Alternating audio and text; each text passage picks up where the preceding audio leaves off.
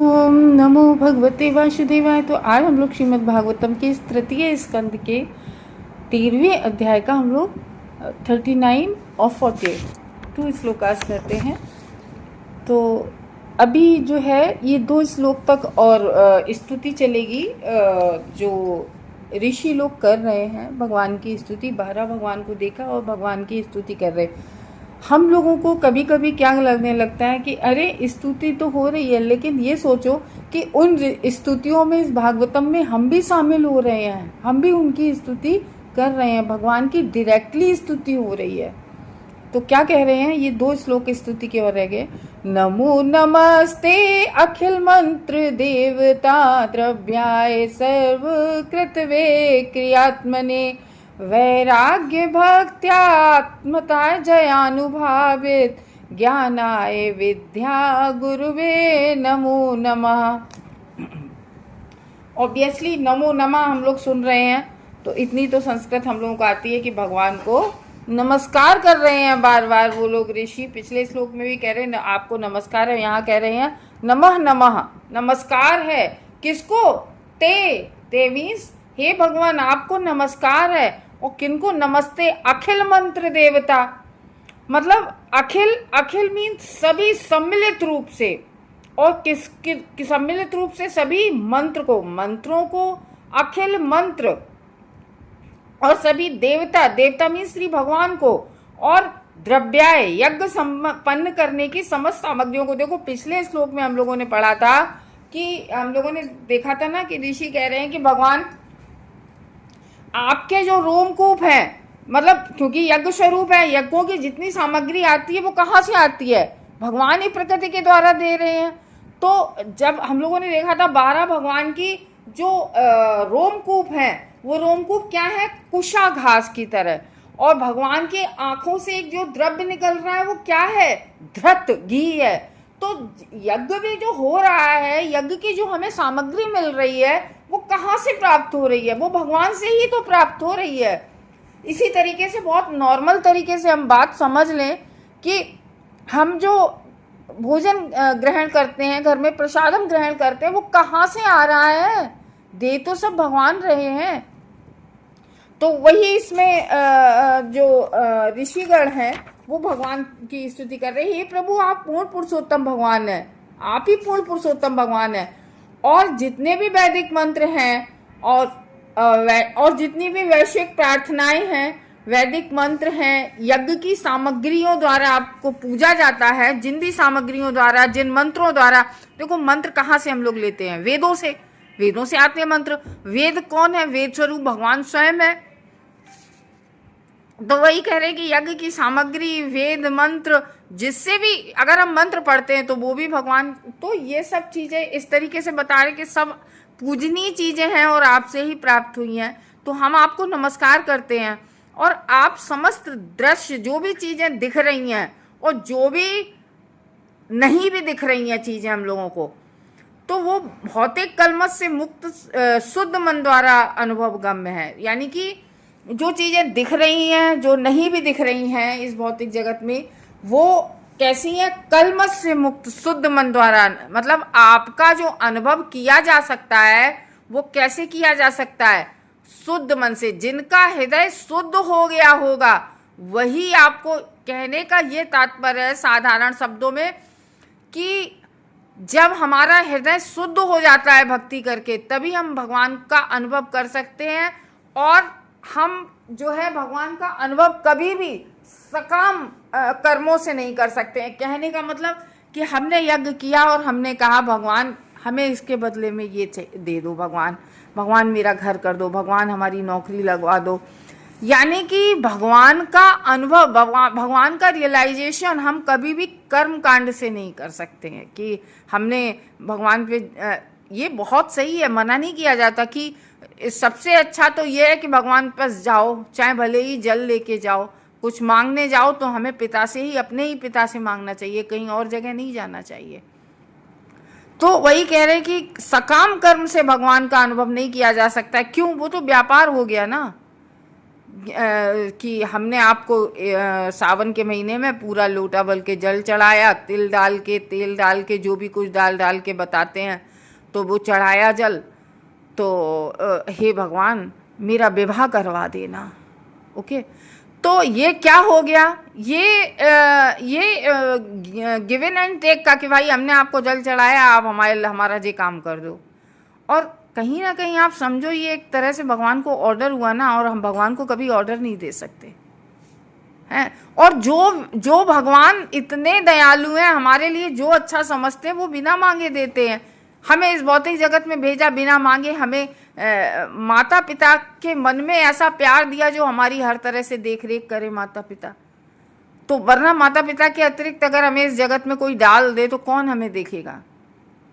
तो भक्ति के द्वारा जब हमारा जो हृदय है जो शुद्ध होता है, तभी हम भगवान का अनुभव कर सकते हैं। कहने का मतलब है कि भक्ति जो है वो सुप्रीम है। भक्ति करके ही हम भगवान को प्राप्त कर सकते हैं, भक्ति करके ही हम भगवान का अनुभव कर सकते हैं। किसी चीज़ के बदले किसी चीज़ को मांग कर हम भगवान का अनुभव नहीं कर सकते। जब हम लोग है ना वो पढ़ते हैं भक्ति रसामृत सिंधु, तो भक्ति रसामृत सिंधु में एक श्लोक है पहला, अन्य अभिलाषिता शून्यम, यानी कि अन्य और भी जितनी अभिलाषाएं हैं, जितनी भी आपकी इच्छाएं हैं, उनको क्या कर दो, शून्य कर दो। ये गोस्वामी ने सनातन गोस्वामी, रूप गोस्वामी ने इन्होंने भक्ति रसामृत सिंधु लिखी है। पूरी किताब में भक्ति का ही बताया है कि हमें भक्ति कैसे करनी चाहिए। तो उसमें है अन्य अभिलाषिता शून्य, यानी कि भगवान का प्रेम प्राप्त करने के अतिरिक्त हमें कोई भी अभिलाषा, यहाँ तक कि हमें मोक्ष की या स्वर्ग की भी अभिलाषा नहीं करनी चाहिए। और भगवान का भक्त करता भी नहीं है। भगवान का भक्त तो प्रहलाद महाराज ने से कहा मांग लो, क्या मांगा उन्होंने, कभी कुछ नहीं मांगा। उन्होंने बस ये कहा कि बस हम इसी तरह से आपकी भक्ति कर सके, आपकी सेवा कर सके। तो इस तरीके से जब हमारा मन शुद्ध हो जाएगा तभी हम भगवान का अनुभव कर सकेंगे। और वो कैसे होगा, भक्ति योग के ज्ञान से। तो इस तरीके से कह रहे हैं कि भक्ति के ज्ञान से परम गुरु के रूप में सादर नमस्कार करते हैं। वही भगवान, वही जगत गुरु हैं। तो भगवत भक्ति के लिए किसी भी हमें डिग्री की ज़रूरत नहीं होती है, किसी भी हमें देश की ज़रूरत नहीं होती, किसी भी हमें समय की ज़रूरत नहीं होती है। हमें भक्ति के लिए किसी भी चीज़ की ज़रूरत नहीं होती है, कोई भी क्वालिफिकेशन नहीं चाहिए हमें भक्ति के लिए। तो भगवत भक्ति के लिए योग्यता केवल यह है कि भक्त को समस्त भौतिक कलमशों तथा इच्छाओं से मुक्त हो जाना चाहिए। और वो हम कैसे हो सकते हैं, उसका सिर्फ एक ही उपाय है। अगर हम लोग ये सोचें कि हम अपनी जैसे हम लोग भौतिक जगत में हैं, तो हम ये सोचें कि अरे हम बिस्तर पे सोना बंद कर देंगे, हम अच्छा खाना खाना बंद कर देंगे, हम भौतिक इच्छाओं से कोई नहीं जा सकता। कभी कभी क्या होता है ना कि लोग बाग है ना जबरदस्ती संन्यास ले लेते हैं। एक्चुअली में उनकी इच्छाएं तो सारी उनके अंदर ही दबी रहती हैं। इससे अच्छा तो तुम विवाह कर लो। ब्रह्मचारी आदमी जीवन भर बनना चाहता है कि बन जाता है किसी कारणवश, या विवाह नहीं होता है, या उसके पास वो पैसे नहीं उतने सफिशिएंट कमा सकता है। लेकिन ये नहीं है। कैसे हो सकता है, व्यक्ति की इच्छाएं कैसे हो जाती, केवल हम भगवान का नाम लेते रहे। नाम जप करने से अपने आप ही इंद्रिय तृप्ति की इच्छाएं धीरे धीरे, एकदम कुछ नहीं होता है जो आप कहो कि मिरेकल हो गया, नहीं। कि कभी कभी तो ऐसा होता है कि एक दिन हमने बहुत सारा जप किया और अगले दिन फिर हमारी थोड़ी इच्छा है, लेकिन फिर उसका वो कहते नहीं है कि भौतिक इच्छाओं से लड़ने के लिए हमें भगवत नाम की गोलियां चाहिए। तो हम जब भगवान का नाम इतना ले लेंगे तो वो भौतिक जगत से लड़ने के लिए हम गोलियां वो तैयार करते हैं भगवान के नाम की। तो इच्छाओं से मुक्त तभी हम हो सकते हैं जब हम भगवान का नाम लेंगे। और ये जो मुक्त अवस्था है, वैराग्य, जिसको चाहे वैराग्य कह लो या मुक्त अवस्था कह दो या भौतिक इच्छाओं से विरक्ति, यही कहलाती है। ठीक है ना। तो जो व्यक्ति विधि विधानों के अनुसार भगवान की भक्तिमय सेवा में लगा रहता है, जो विधि विधानों के साथ लगा रहता है, वह स्वतः भौतिक इच्छाओं से मुक्त हो जाता है। तो ऐसा नहीं है कि हमें सकाम भक्ति नहीं करनी चाहिए। हम सकाम भक्ति, क्योंकि वही तो फर्स्ट स्टेप है कि जब हम भगवान के पास जाएंगे, हम भगवान से कहेंगे हमें ये दे दो, वो दे दो, ये दे दो, वो दे दो, फिर धीरे धीरे हम भगवान की पूजा करते करते हमारी ऐसी हो जाएगा कि धीरे धीरे हमारे अंदर विरक्ति की भावना आ जाएगी। लेकिन साथ में हमें नाम जप करना है, भागवतम सुननी है।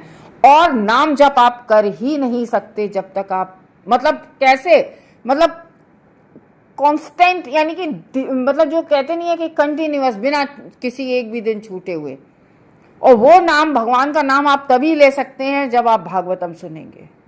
भागवतम का ऐसा असर है कि अगर आप चाहें भागवतम का एक भी श्लोक प्रतिदिन अगर आप सुनते या पढ़ते रहे तो आप नाम जप आपका तो फिर चलता रहेगा, ये है।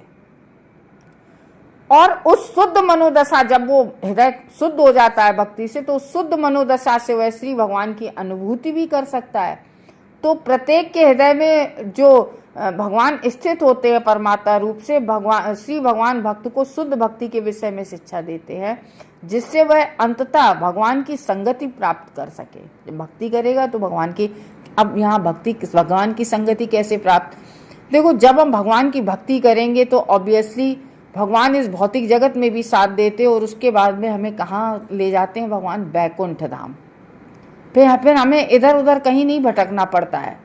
हमें कहाँ, अगर मान लो हम स्वर्ग भी चले जाएं तो स्वर्ग जितना हमने यहाँ कमाया है, हम स्वर्ग में अपना खर्च करके, और स्वर्ग से हमें फिर पृथ्वी पर पटक दिया जाएगा। और फिर पृथ्वी पर पटकने के बाद हमारी कितनी, हम कहाँ गिर जाएं तो इसकी कोई गारंटी नहीं है। तो भगवत गीता जब हम पढ़ते हैं तो भगवत गीता का 10.10 यानी कि 10वें अध्याय का 10वां श्लोक है, कौन सा है, तेसाम सतत युक्तानाम भजताम प्रीतिपूर्वकम ददामि बुद्धि योगम ता एन मामुपायांति ते। भगवान कहते हैं जो व्यक्ति सतत युक्तानाम यानी कि निरंतर, सतत युक्तानाम निरंतर भगवान को श्रद्धा और प्रेम से भगवान की भक्तिमय सेवा में लगा रहता है, उसे अंत में भगवान निश्चित रूप से अपने आप को प्राप्त करने हेतु बुद्धि प्रदान करते हैं। ददामि बुद्धि योगम, भगवान बुद्धि प्रदान करते हैं कि हमें भगवान को कैसे प्राप्त करना है। तो मनुष्य को मन जीतना होता है, और यह एक ऐसा वैदिक अनुष्ठानों द्वारा तथा विभिन्न प्रकार के यज्ञ संपन्न करके कर सकता है। और ऐसा कैसे होता है, विभिन्न अनुष्ठान और यज्ञ करके। तो इन समस्त कार्यों को का चरम अंत श्री भगवान की भक्ति प्राप्त कराता है। ये सारे कार्य कौन प्राप्त कराता है, भगवान की भक्ति। तो भक्ति के बिना मनुष्य श्री भगवान को समझ ही नहीं सकता है। सकाम कर्म तो हम करते रहेंगे ठीक है, लेकिन हम बिना भक्ति के भगवान को नहीं समझ सकते। तो आदि भगवान या उनके असंख्य जो विष्णु अवतार हैं, समस्त वैदिक अनुष्ठानों तथा यज्ञों के द्वारा पूजा का एकमात्र लक्ष्य भगवान है, समस्त, चाहे वो वैदिक यंत्रों के द्वारा। तो इस तरीके से भक्ति योग से ही हम भगवान को समझ सकते हैं। हरे कृष्णा भक्तों।